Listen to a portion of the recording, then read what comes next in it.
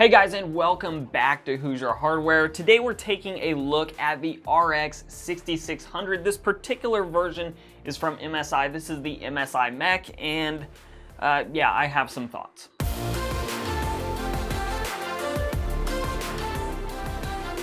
So normally when I take a look at a graphics card, I like to actually talk about the MSRP, the release date, all that sort of thing. But since this is a current generation card in 2022, at least early 2022, hopefully later on this is different, the MSRP is completely irrelevant. The fact of the matter is you're going to be able to pick this card up right now for around $500, and that's after taxes, shipping, handling, and everything else from Newegg. Other outlets may vary, and I will leave links down below for RX 6600s, both to Newegg and Amazon, so you can check general availability. Now, the MSI Mech itself is, we'll call it a cheap feeling card.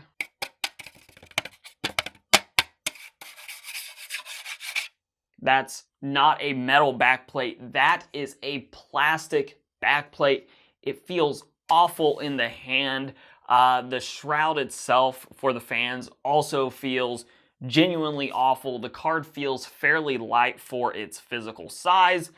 However, the good news with all of this is the heatsink actually is longer than the PCB, and this card shouldn't be overly hot. So even though it feels cheap, hopefully you don't have to like touch the card a whole lot. You just put it in your system, let it sit there, and hopefully it will stay cool, though we'll wait for the gameplay to see exactly if that panned out. Now, what makes this card a little bit interesting is it is actually, for the most part, readily available, at least in the United States, for sub-scalper pricing.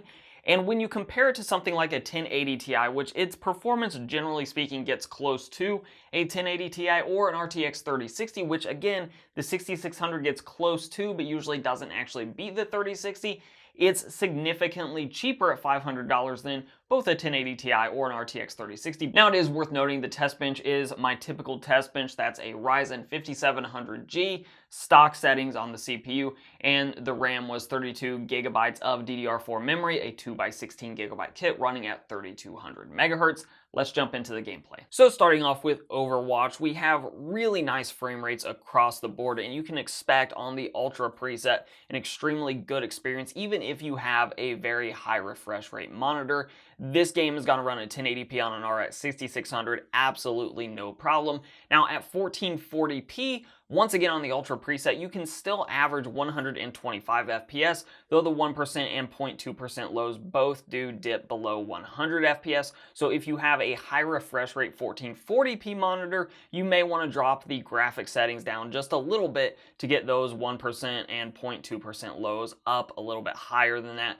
Regardless, even at 1440p, it was an excellent experience, and you're not going to be disappointed, and you're definitely not going to have to worry about being competitive or not. Really, it's going to come down to your skill level, not the hardware you're working with here. Deathloop is a bit of a quirky game because of the way it handles graphics, and I wasn't able to set up the graphics to actually let the game go above 60 FPS. And I don't know if that's just a glitch that I was dealing with or what, because I should have been able to, and I have in the past been able to run this game at above 60 FPS, but this game does seem to like to lock you into a 60 FPS cap. Regardless, the average was pinned at 60 FPS with this at the very high preset, and the 1% and 0.2% lows were also very good, giving us a very smooth experience. Though if you're hoping for well above 60 FPS, your mileage may vary because once again, the graphics settings on this game are, we'll just call them a little bit different than most titles. Now, Cyberpunk on the high preset once again gave us a really nice experience here. Not only did I see consistent frame times, I saw an average that was well above 60 FPS. So once again, with this title, an RX 6600 is going to be more than enough to get a very good gameplay experience. And frankly, Cyberpunk is not an overly fast-paced game to begin with, so getting north of 60 FPS is absolutely plenty to enjoy this title. And while you may debate whether or not this title is actually a good game or not, there is no arguing with the fact that it's a good-looking game, even if it's still a little bit buggy from time to time.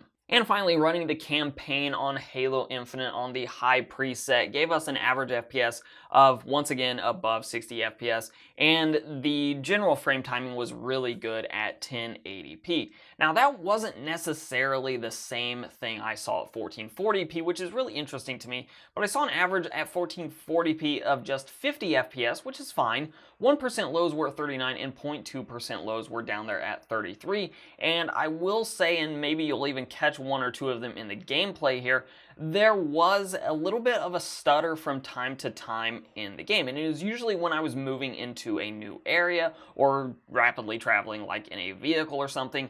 I did see the game hitch a little bit here and there. Now, it was pretty rare, and it did seem to smooth out as I played on, so hopefully this is just more of a loading into the game thing and not necessarily an all the time thing. That being said, it is worth noting, I'm not 100% sure whether that's a driver issue, whether it's a game optimization issue, or what the case is there, but it is something to be aware of. Regardless, the frame rates themselves were just fine. So right now is a bit of a strange time to be looking at GPUs and trying to evaluate whether or not they are good values.